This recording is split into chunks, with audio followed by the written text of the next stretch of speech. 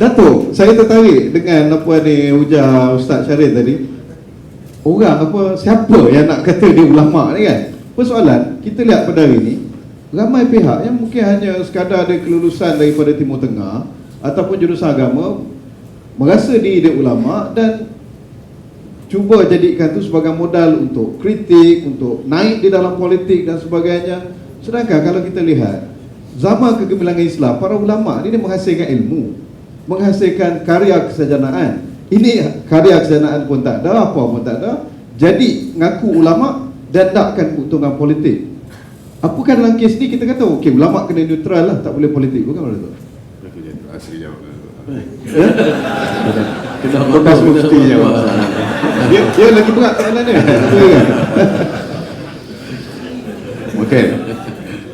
Yang dimasalahkan ini, orang merasa dan mengaku dirinya ulama. Tapi ulama yang sebenar, yang wujud dalam tradisi Islam, dia tidak merasa dirinya ulama, tapi diiktiraf oleh umat. Keulamakannya itu berdasarkan keilmuannya, kewibawaan, ya, integriti moralnya, dan penampilannya sebagai teladan dalam masyarakat. Karena itu ulama itu sangat disanjung dalam masyarakat, bukan cuma karena dia memberikan ilmu dan mendidik, tapi perilakunya itu menjadi teladan, jadi contoh. Karena itu kalau ulama zaman keemasan Islam sangat berwibawa, sangat karismatik karena sifat-sifat itu tadi. Dan kalau dalam Al-Quran disebut bahwa yang takut kepada Allah itu ialah takut kepada Allah ialah ulama. Innama yakhshallaha min ibadihi ulama. Jadi khasyatullah itu ciri ulama. Kalau dia tidak takut kepada Allah, dia lebih takut pada bosnya, bagi saya itu bukan ulama. Itu apa tu, Datuk? Ya. Pokoknya itu bukan ulama warasatul anbiya. Coba yang namanya warasatul anbiya, dia mesti mewarisi ciri-ciri kenabian dari segi keilmuannya, dari segi perwatakannya, dari segi komitmen perjuangannya. Boleh saya tambah satu kisah dari Hamka tentang ulama-ulama yang ikut Belanda pada zaman pemerintahan Belanda itu. Jadi Hamka mengatakan yang ini bukan ulama warasatul anbiya, yang ini al-ulama warasatul Hulanda.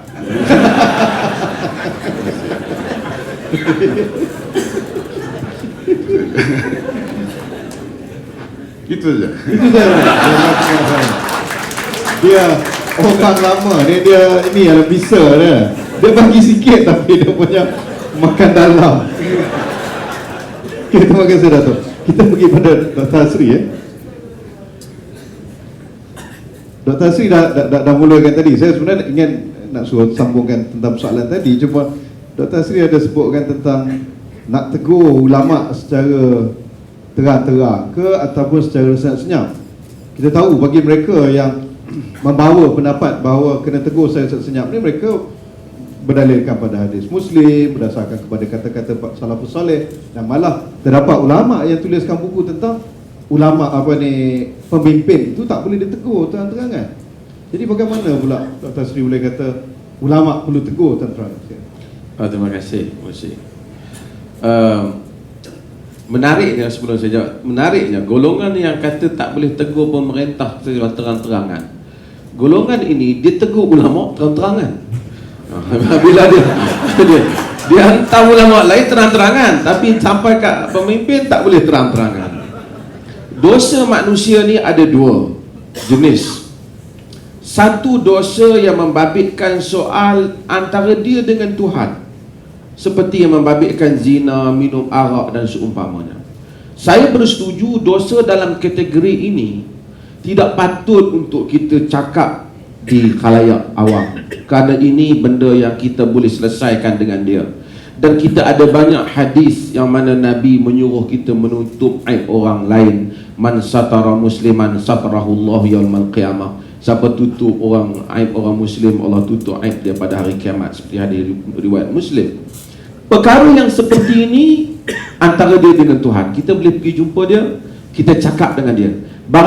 Dan saya yakin inilah yang Nabi maksudkan dalam hadis yang diriwayatkan oleh Ibnu Abi Asim, yang Nabi kata, man arada an yang sahadha sultanin fala yubdihi alaniyatan. Siapa yang nak menasihati orang yang ada kuasa, Nabi tak kata pemimpin nombor satu negara, Nabi kata zah sultan, siapa saja yang ada kuasa, jangan terang-terang. Nabi kata falyakhudh biyadihi wal yakhlu bihi, pegang tangan dia, bersendirian dengan dia.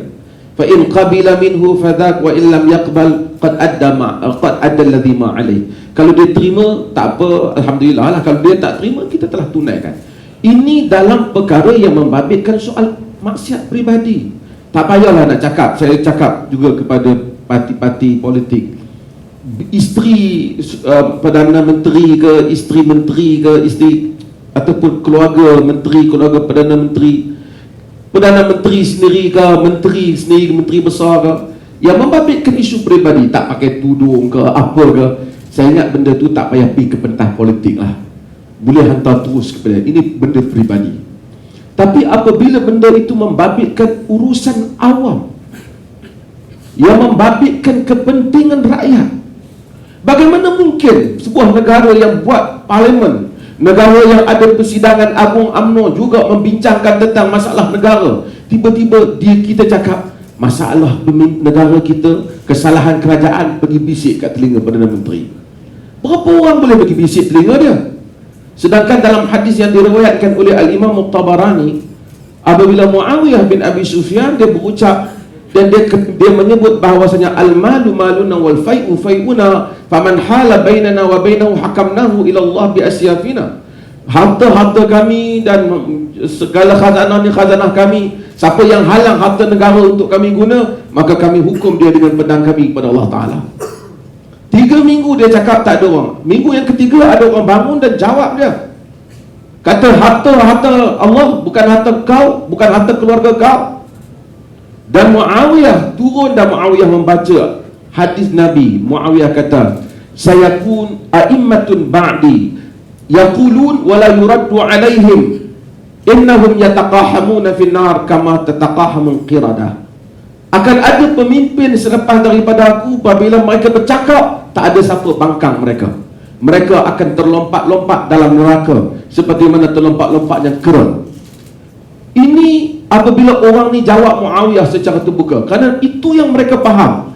Apabila membabitkan public interest, kepentingan awam, kita kena bahas secara terbuka. Sebab itu kita dapati banyak dalam pengamalan salafus salih, urusan negara, sahabat bangkit dan tanya pemimpin. Cuma kita bersetuju dengan beberapa benda, kita tak patut makilah. Ini saya rasa nasihat awam untuk orang politik lah. Kita jadi orang yang profesional. Kita kritik kerajaan, kita kritik kesalahan dia, kita kritik pengurusan dia, kita kritik apa yang mereka buat. Tapi kita pilihlah perkataan yang elok, sesuai sebagai manusia yang bertamadun. Tak perlu mencarut, tak perlu sebut perkataan lucah, sebut perkataan yang tegas tetapi mempunyai makna yang jelas kepada pemerintah. Jadi saya berasakan mazhab aliran yang kata tak boleh tegur pemimpin secara terbuka tidak benar kalau membabitkan soal kepentingan awam, dan yang kata boleh kata apa saja kat pemimpin juga tidak benar. Hendaklah dengan disiplin dan peraturan sebagai seorang manusia Muslim. Terima kasih. Okey, saya tak mahu benda ni jadi macam forum perdana, sebab saya tak suka tengok forum perdana. Okey, jadi gini, lepas ni kalau saya tanyakan kepada Ustaz, kepada Datuk Siddiq, kepada Datuk Asri, bebas untuk orang lain mencelah selepas dia, dengan izin saya. Jadi kita jadi perbincangan baru lively sikit. Buat ke tidak, nanti saya rasa macam saya tak suka jadi macam, saya tak, with due respect lah maksudnya. Sebab ikut skrip, kita tidak ikut skrip di sini. Okey, pergi kepada Ustaz Syaril.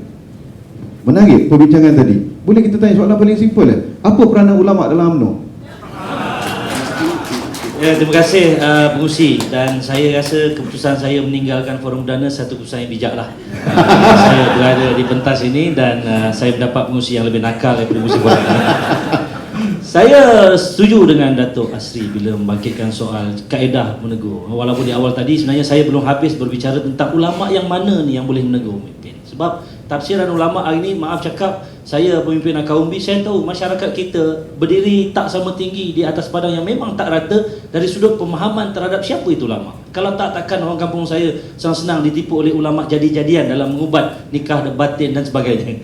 Banyak kes ini berlaku, ini bukan sinar pun banyak melaporkan. Jadi maknanya kita kena memberi kefahaman yang jelas terhadap masyarakat tentang ulama ni yang macam mana ulama ni. Berdasarkan kitab jelas, ulama yang ada ilmu, yang dekat dirinya dengan Allah, tawaduk, dan dia boleh menyumbang kepada agama Allah.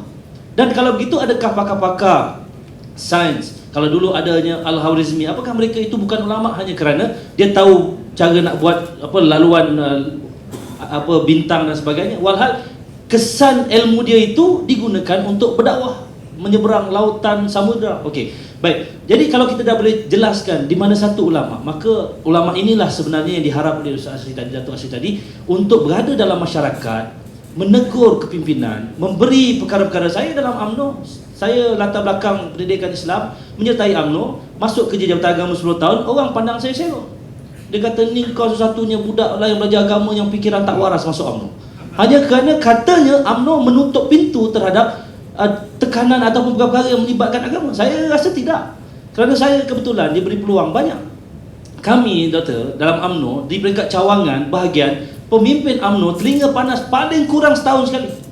Kerana kita ada musyawarah, boleh menegur secara terbuka. Baik ketua pemuda cawangan, ketua UMNO cawangan, penyelewengan di kampung akan ditegur oleh pemimpin di peringkat Akaumbi paling basic setahun sekali. Tak campur mesyuarat cawangan yang lebih besar dan di peringkat bulanan sampai ke Perhimpunan Agung yang disebut. Dan bila dia menjawab jawatan yang lebih besar di peringkat parlimen, macam-macam ruang, platform yang kita boleh sampaikan.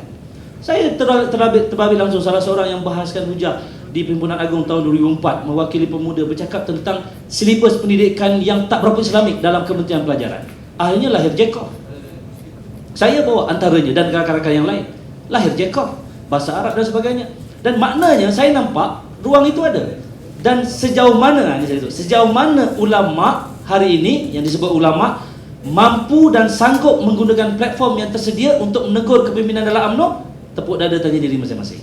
Saya ambil tanggungjawab itu untuk berada bersama rakan-rakan yang disebut yang muda tak muda tadi untuk melaksanakan perkara-perkara itu. Dan sejauh mana mendengar, saya yakin kepimpinan Presiden kami hari ini, bila dia kata rakyat di nak mendengar semua permintaan, apa saja yang disampaikan dapat dilaksanakan dan dilaksanakan. Dan mungkin ada perkara-perkara yang belum sampai tahap yang memerlukan perundingan dan sebagainya. Di situ khidmat pakar. Macam kita di peringkat muda bahagian ni, mungkin kata orang ilmu tak dalam mana, tak berpakat, tidak ada kemahiran lebih, mungkin nak menegur tu tak sampai maksud. Dan kita perlukan sokongan yang lebih ramai, pakar-pakar, ulama-ulama yang boleh apa saja perkara untuk disampaikan melalui platform yang telah sedia ada. Dan menjawab persoalan doktor, saya rasa UMNO mendengar apa saja yang diutarakan oleh masyarakat di bawah. Memang dapat buat perubahan. Ya, kita dan buat terbukti Ustaz sendiri. Saya sendiri 2004 berbahaskan soal itu dan dijawab dalam Perhimpunan Agung, Jacob diperkenalkan seluruh negara. Ustaz ke ulama lah. Saya tak mendakwa saya ulama. Okey, Dr. Asri, kita pergi. Menarik, ruang itu ada. Doktor pernah jadi mufti. Mufti ni dia tak UMNO lah. Tapi kebetulan kebanyakan negeri-negeri ni dipimpin, ialah kecuali negeri di bawah Pakatan Rakyat, ada pemerintah dan sebagainya. Sejauh mana dalam jabatan agama, mufti, qadi dan sebagainya ni menjalankan peranan menasihati pemimpin ikut pengalaman Doktor? Terima kasih. Saya rasa kemungkinan ruang itu kalau nak dinafikan langsung dalam konteks Malaysia, saya rasa kita tak boleh nafi. Cuma ada kita tak boleh nafikan juga ada kesan ataupun ada akibatnya, ada consequences daripada keberanian mana-mana ulama. Melainkan dia kerana orang UMNO, saya rasa bukan masalah UMNO sekarang, UMNO sebagai pemerintah dan mana-mana parti pemerintah apabila dia rasa terlalu selesa, sekarang Alhamdulillah UMNO dah tak selesa. Tapi kalau masa dulu dia terlalu selesa, apabila dia terlalu selesa maka dia sangat sombong. Tidak boleh dinafikan. Saudara kita saya pun tahu, dan saya kenal ramai rapat dengan pimpinan UMNO pun. Saya tahu sangat sombong, dan apabila ada teguran-teguran yang dianggap mungkin kalau setakat tegur ketua cawangan tak kena kot. Kalau ketua bahagian mungkin tak kena, tapi kalau dia tegur sampai peringkat atas terbuka, dia menunggu akibatnya. Saya rasa kita tahu banyak, bukan saja ulama, yang tak ulama pun kena. Tapi kita lihat masalah dalam UMNO ataupun dalam parti pemerintah, kalau secara kebetulannya adalah UMNO, ialah ramai tokoh agama apabila masuk ke sana, saya tidak tahu sama ada budaya ke apa, mungkin saudara kita boleh membantu, dia akan hanyut. Ada tokoh ustaz, ada imam, ada macam-macam masuk, dan kemudian kita lihat mereka proses islamisasi kepada parti itu nampaknya tidak begitu besar. Tetapi saya selalu baik dengan kawan-kawan UMNO, selalu kata ustaz tu lebih UMNO pada kami lah ni. Jadi itu satu istilah yang mereka juga guna kerana mereka berubah. Saya rasa ini soal dalam UMNO ni, soal budaya UMNO tu sendiri. Saya tidak bukan ahli aktivis PAS atau mana-mana parti, tapi sesiapa yang hadir antara Perhimpunan Agung UMNO dan kita ambil kalau perbandingan secara parti PAS, kita akan lihat walaupun bagus di perbahasan dan seumpamanya, environment agama itu tidak begitu kuat. Tapi sejauh mana kalau dalam PAS sendiri, oleh kerana pemimpin tu ulama, sejauh mana ulama tu boleh kena tegur pula? Kita bincang tentang pemimpin. Kalau orang PAS ada sini, bagus kita tanya soalan tu. Dan saya rasa itu pun masalah juga dalam PAS. Masalah sekarang cuma kerana PAS ni dia belum jadi pemimpin negara lagi. Dan kalau benda ni tidak dibahaskan oleh kita hari ini, kita akan jadi macam Iran, yang mana ayatullah je tak boleh disentuh. Dan kita jangan fikir ini, sebab tu saya kata cara kebetulan UMNO jadi. Dan kalau kita tidak berhati-hati, mana-mana parti politik termasuk PAS, kalau dia naik dengan mentaliti orang agama dia tak boleh disentuh, ditambah dengan isu pemimpin, dia ada kuasa politik dan ketua, dia seakan tokoh agama pula, kita lagi akan menghadapi negara yang lebih kurap daripada apa yang berlaku sekarang. Ini kena dihapuskan di peringkat awal sebelum berlaku apa-apa perubahan politik. Mesti tambah sikit sebab ni bukan forum perdana Ya. Saya nak bagi tahu pengusi, saya tak nak bawa contoh yang banyak. Tadi disebut soal ustaz tak ramai. Itu sebab saya kata, UMNO buka pintu pada seramai mungkin tokoh yang merasakan ingin berjuang sama. Kerana terbukti dalam UMNO, kita bukan takat tegur ketua cawangan. Kita bukan takat tegur ketua muda cawangan. Ramai tahu, presiden parti kita suruh turun. Bila kesan Pilihan 2008, kita mendapati bahawa perlunya satu plan peralihan kuasa, kita membuktikan dari suara akar umbi bahawa kita nak tukar.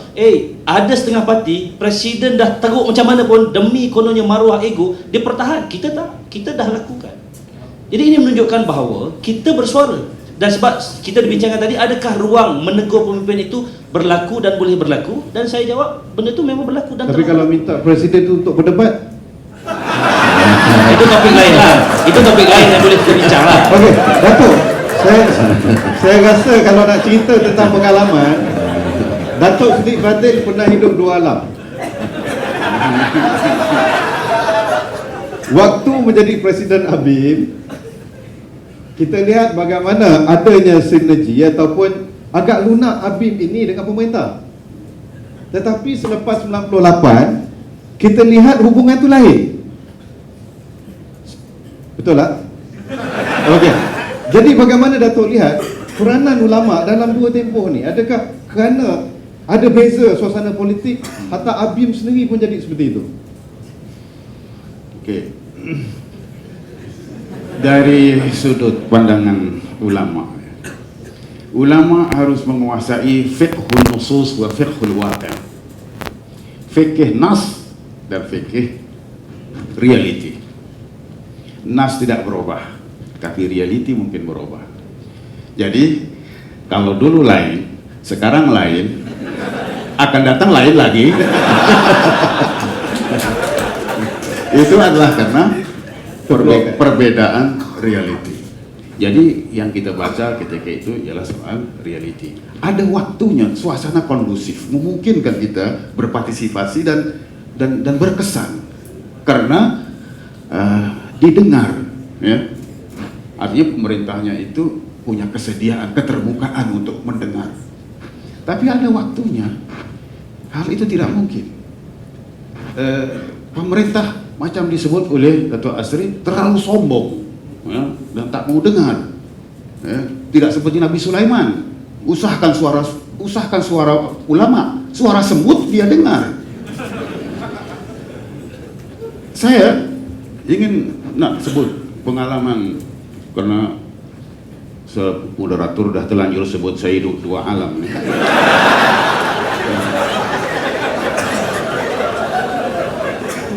Dia pikir saya ini makhluk apa?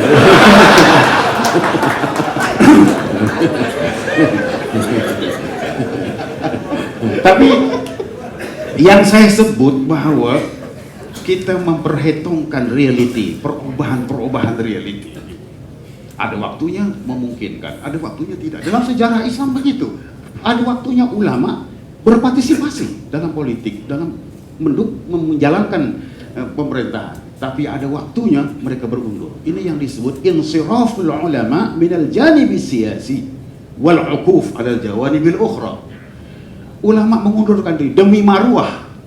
Karena masuk pun hanya akan diperkuda, kalaupun tak diperlebu.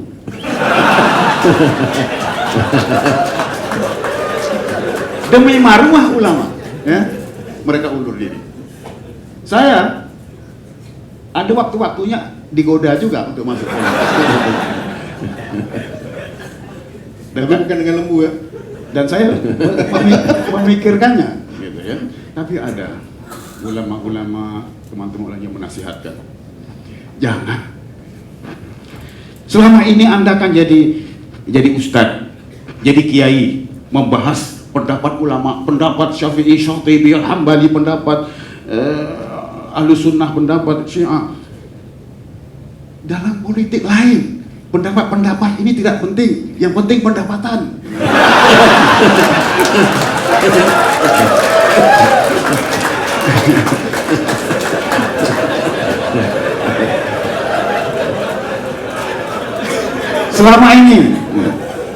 Selama ini Anda rajin wirid, ya. Wirid punya maksurat.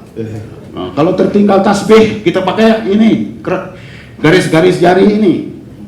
Lihat katanya ustadz yang dah masuk itu, zikirnya tidak begitu lagi, tapi sudah begitu.